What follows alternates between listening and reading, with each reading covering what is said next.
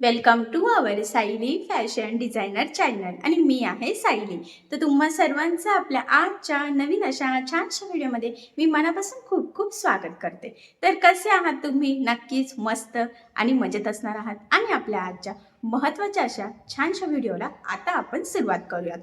आणि आज आता आपण उरलेला पुढचा ब्लाऊज स्टिच करणार आहोत. याचाच अर्थ आज आपण बोटनेकचा प्रिन्सेस फ्रंट पार्ट जर असेल तर तो कसा स्टिच करायचा, किती मार्जिन ॲड करायचं, साईड पार्ट कटोरी, अस्तर कसं जोडायचं, हुकलूक पट्टी कशी लावायची, गळापट्टी कशी लावायची.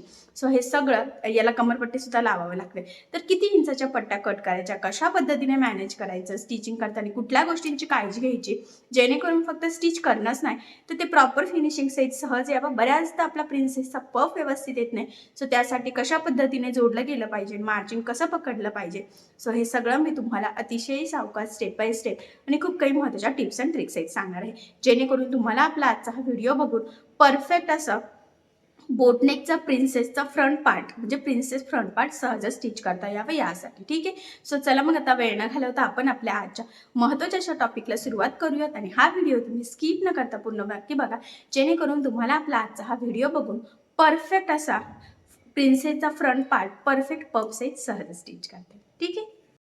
चला तर आता आपण हा कटिंग केलेला ब्लाऊज स्टिच करायला सुरुवात करूयात.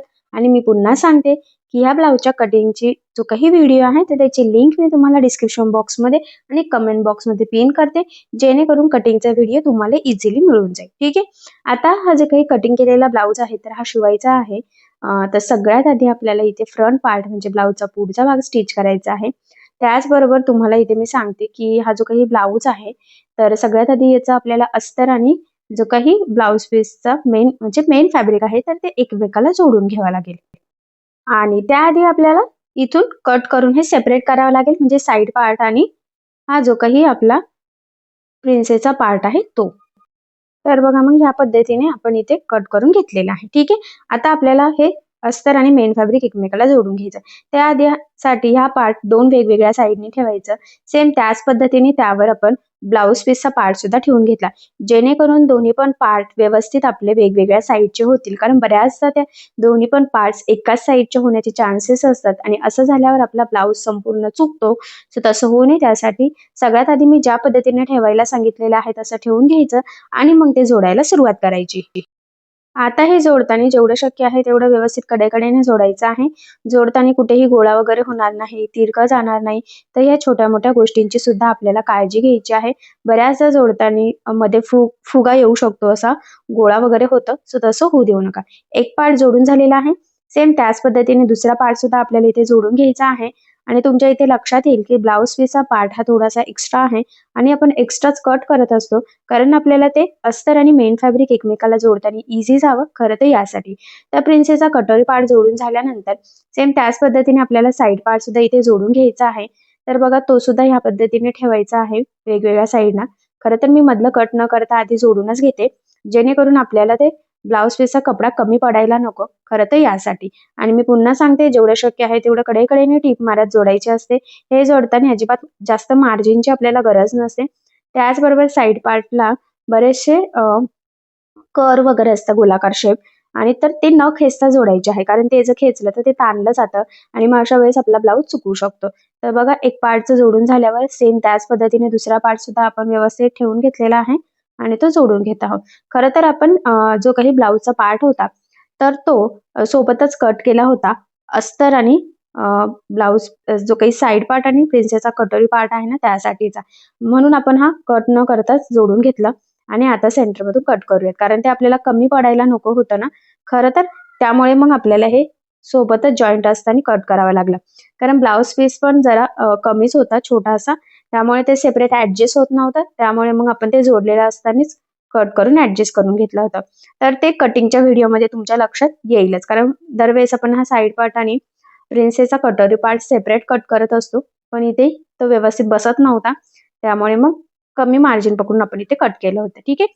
तर बघा मग इथे सगळंच एक्स्ट्राचं कट करून घेतलेलं आहे आपण, आणि आपले परफेक्ट दोन वेगवेगळ्या साईडचे साईड पार्ट रेडी झालेले आहेत.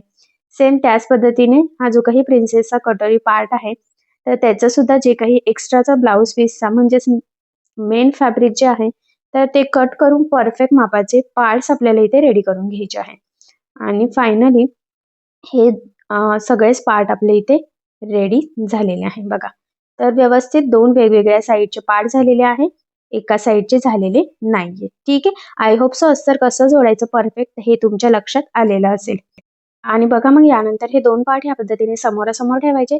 त्यानंतर आपले प्रिन्सेसचा कटोरी पार्ट सुद्धा ठेवायचा, जेणेकरून व्यवस्थित दोन पार्ट्स आपले दोन वेगवेगळ्या साईडचे व्हावे. यासाठी ही स्टेप खूप इम्पॉर्टंट आहे, कारण बऱ्याचदा आपल्या अस्तर जोडताना चुका होतात, पुढचं जोडताना सुद्धा चुका होतात. त्यामुळे ह्या पद्धतीने ठेवून घ्यायचं आणि मग जोडायला सुरुवात करायची.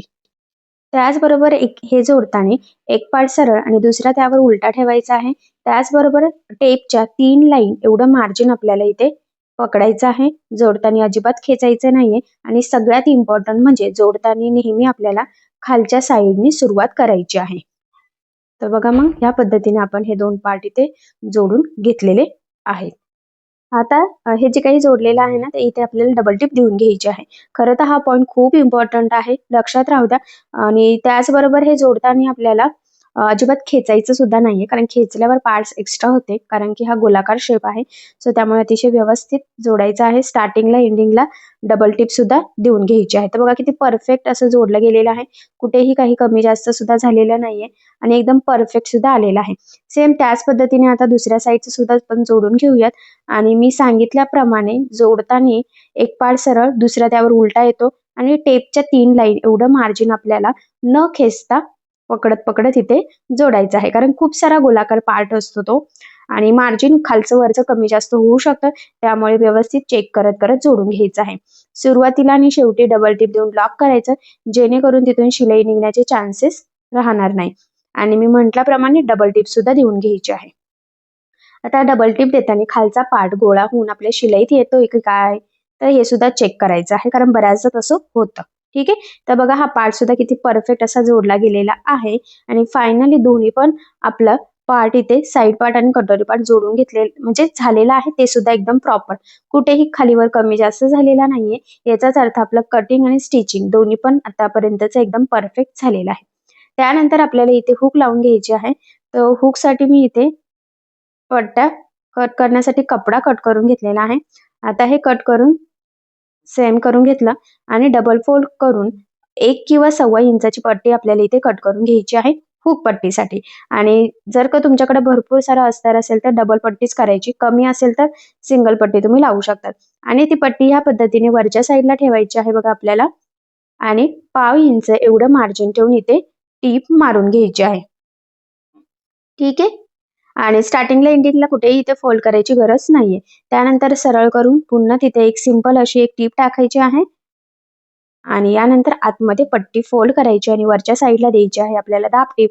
दाबटीप देताना आतला कपडा वरती दिसणार नाही अस्तरचा, तर याची सुद्धा आपल्याला काळजी घ्यायची आहे. ठीक आहे. तर बघा आता त्यानंतर आपल्याला आतल्या साईडने फोल्ड करून वरच्या साईडने एक टीप मारून घ्यायची आहे. तर बघा मग फायनली अशा पद्धतीने आपली परफेक्ट अशी हुक पट्टी इथे लागली गेलेली आहे. फिनिशिंग सुद्धा खूप सुंदर आलेली आहे आणि पट्टी सुद्धा एकसारखी. लक्षात राहू द्या, हुक पट्टी ही आतल्या साईडनी जात असते. ठीक आहे. आता दुसऱ्या साईडला आपल्याला लावायची असते लूप पट्टी. तर लक्षात राहू द्या कुठल्या साईडला हुक पट्टी आहे आणि कुठल्या साईडला लूप पट्टी आहे. आता लूप पट्टीसाठी आपल्याला जास्त कपडा लागत असतो, तर तो सुद्धा मी आता डबल फोल्ड करणार आहे. तर डबल फोल्ड करून खरं तर 2.5 इंचाची पट्टी कट करायची. ठीक आहे. डबल फोल्ड करून 2.5 इंच. आणि आता ही पट्टी आपल्याला आतल्या साईडनी ठेवायची आहे बघा आणि वरच्या साईडनी आपला ब्लाऊज आहे. आणि आता 1/2 इंच मार्जिन ठेवत इथे टीप मारून घ्यायची आहे. ठीक आहे. जे काही एक्स्ट्राचं आहे ना, तर ते आता आपण इथे कट करून घेणार आहोत. त्यानंतर ही पट्टी ह्यावर फोल्ड करायची आहे आणि इथे टीप मारून घ्यायची आहे. तर आधीची जिथे जॉईंट म्हणजे पट्टी जॉईंटचा जो काही आपला पार्ट आहे बरोबर, त्यावरच आपली ही टीप आली पाहिजे. हा पॉईंट इथे खूप इम्पॉर्टंट आहे, तर लक्षात राहू द्या. त्यानंतर एक्स्ट्राचा कट केला आणि 1/2 इंच मार्जिन ठेवून अजून एक टीप मारून घ्यायची आहे आणि परफेक्ट अशी लूप पट्टी आपली इथे रेडी झालेली आहे. मी पुन्हा सांगते, लक्षात राहू द्या, लूप पट्टी ही 1 इंचाची एक्स्ट्रा असते. ती ब्लाऊजवर कधीच येत नाही, कारण बऱ्याचदा काय होतं आपल्याला असं वाटतं की ती ब्लाऊजवरच असते, पण नाही, ती ब्लाऊजच्या बाहेर असते आणि हुक पट्टी आपली ब्लाऊजच्या आतल्या साईडने असते. ठीक आहे. तर हे 2 पॉईंट खूप इम्पॉर्टंट आहेत, तर लक्षात राहू द्या. त्यानंतर आता आपल्याला कमरपट्टीसाठी सुद्धा पट्ट्या लागणार आहेत.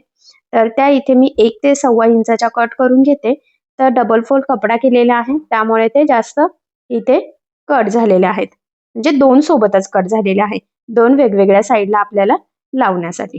ठीक आहे, आता आपण ह्या लावून घेऊयात. तर बघा इथे लावताना आपल्याला आता काय करायचं आहे, खरं तर किंचितसं जर कमी जास्त असेल ना ते कट करून सेम करून घ्यायचं आहे.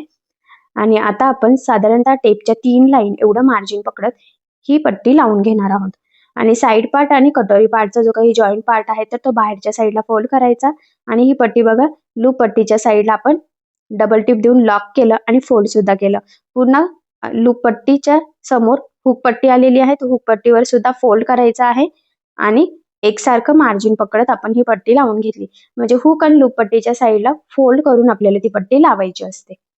त्यानंतर आता ही पट्टी सरळ करायची आणि इथे सिंपल अशी एक टीप मारून घ्यायची, जेणेकरून ज्यावेळेस आपण इथे जी दाबटीप देतो ना तर ती प्रॉपर लागली जाते, फिनिशिंग छान येते आणि कुठेही आपला जो काही अस्तरची पट्टी असते तर त्याचा कपडा वरती दिसत नाही आणि ते सोपं जावं खरं तर त्यासाठी आपण एक टीप मारतो.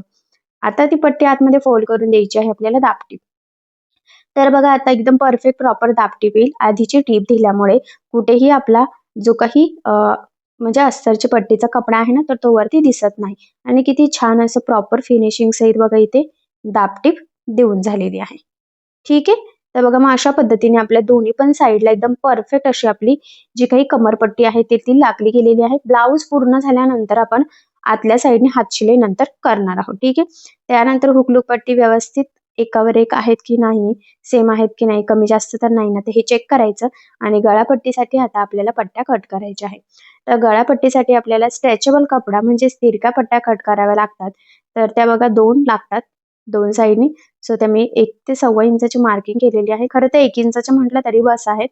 आणि त्या तिरक्या कपड्यांमध्ये आठवणीने तिरका कपडा हा स्ट्रेचेबल असतो आणि जर तुम्ही सरळ कपडा घेतला तर अजिबात गळापट्टी व्यवस्थित येत नाही. ठीक आहे, आता ह्या पट्ट्या आपल्या कट करून रेडी झालेल्या आहेत. आता आपण इथे गळापट्टी लावायला सुरुवात करूयात. तर बघा ती पट्टी डबल फोल्ड करायची आहे, इथून ठेवायची आहे आणि 1/2 इंच म्हणजे स्टेपच्या 2 लाईन एवढं मार्जिन पकडत आपल्याला इथे टीप मारून घ्यायची आहे. टीप एकसारखी येईल, व्यवस्थित गोलाकार येईल याची काळजी घ्यायची आहे. अतिशय सावकाश आपल्याला टीप मारायची आहे, अजिबात गडबड करण्याची गरज नाहीये. जर गडबड केलं तर खालचं मार्जिन आणि पट्टीचं मार्जिनचं पुढे मागे झालं तर गळ्याचं शेपच गोल येत नाही. त्यामुळे अतिशय सावकाशपणे आपल्याला ही पट्टी इथे लावून घ्यायची आहे. त्यानंतर एक्स्ट्राची कट करायची, फक्त फोल्डिंग पुरता ठेवायची आहे आणि डबल टिप देऊन लॉक करायचं. कंटिन्यू लगेचच इथे सुद्धा स्टार्टिंगला लूप पट्टीच्या साईडने फोल्ड करायचं आहे बघा, डबल टिप देऊन लॉक करायचं आणि 1/2 इंच मार्जिन पकडायचं. असं जर लक्षात येत नसेल तर आपलं 1 फूटचं बरोबर मार्जिन ठेवत ठेवत टीप मारली तरी सुद्धा एकदम परफेक्ट अशी पट्टी लागली जाते.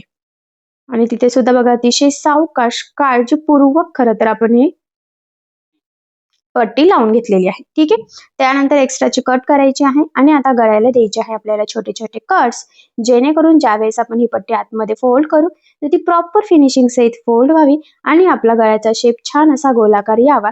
त्यासाठी ही स्टेप खूप इम्पॉर्टंट आहे. सो ही तुम्ही आठवणीने फॉलो करायची आहे. ठीक आहे, आता कट्स मारल्यानंतर बघा या पद्धतीने प्रेस करायचं आणि मग ती आतमध्ये फोल्ड करायची आहे. आता बरोबर पट्टी ज्या लेवलमध्ये आहे ना कडेने एकदम त्या लेवलमध्ये आपल्याला टीप मारायची आहे. 1/2 इंच म्हटलं तरी सुद्धा चालेल किंवा 1 फूटचं अंतर पकडत पकडत आपल्याला ही टीप मारून घ्यायची आहे. तुम्ही असाही अंदाज धरू शकतात की आपली आतल्या साईडनी पट्टी आहे ना ते आपल्याला बोटाला फील होतं पट्टी कोणत्या लेवलमध्ये आहे तर त्या लेवलमध्ये टीप मारायची. किंवा तुम्ही इथे सिंपल अशी दाबटीप देऊ शकतात आणि ब्लाऊज पूर्ण झाल्यावर हातशिलाई सुद्धा करू शकतात. म्हणजे तुम्हाला जसं सोपं वाटेल तसं तुम्ही करू शकतात.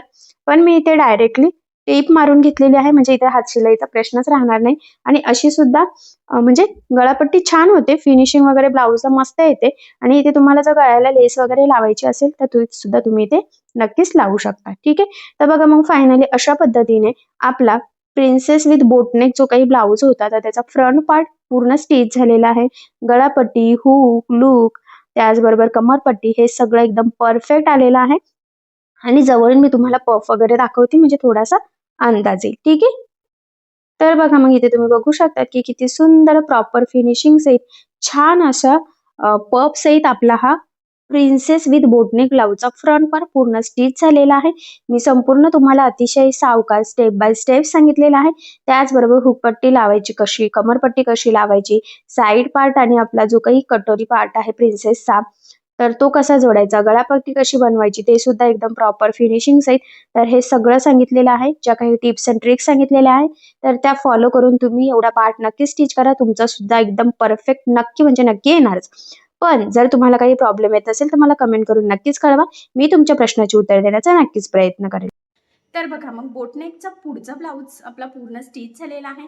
प्रिन्सेसचा पफ, हुक लूक पट्टी, कशा पद्धतीने कटिंग स्टिचिंग करायची, कुठल्या गोष्टींची काळजी घ्यायची, पफ व्यवस्थित येण्यासाठी कुठल्या टिप्स अँड ट्रिक्स फॉलो केल्या गेल्या पाहिजे. सो हे सगळं मी तुम्हाला अतिशय सावकाश स्टेप बाय स्टेप आणि खूप काही महत्त्वाच्या टिप्स अँड ट्रिक्स आहेत सांगण्याचा प्रयत्न केलेला आहे. सो तुम्ही या पद्धतीने स्टिच करून बघा आणि जर तुम्हाला यामध्ये काही प्रॉब्लेम येत असेल तर मला कमेंट करून नक्कीच कळवा. मी तुमच्या प्रश्नाची उत्तर देण्याचा नक्कीच प्रयत्न करेन. ठीक आहे. सो चला मग आता याच्या पुढचा आपण नेक्स्ट व्हिडिओमध्ये कंटिन्यू करूयात आणि तुम्हाला आपला आजचा व्हिडिओ कसा वाटलाय मला कमेंट करून नक्की कळवा. त्याचबरोबर आपला व्हिडिओ आवडला असेल तर व्हिडिओला लाईक करायला विसरू नका आणि असेच नवनवीन छानसे व्हिडिओज बघण्यासाठी आपल्या सायली फॅशन डिझायनर या चॅनलला लाईक करा, शेअर करा आणि सबस्क्राईब करायला विसरू नका. ठीक आहे. सो चला मग भेटूया पुन्हा नवीन अशा छानशा व्हिडिओमध्ये. तोपर्यंत टेक केअर, काळजी घ्या आणि आपला आजचा व्हिडिओ शेवटपर्यंत पूर्ण बघितल्याबद्दल thank you so much. Bye bye.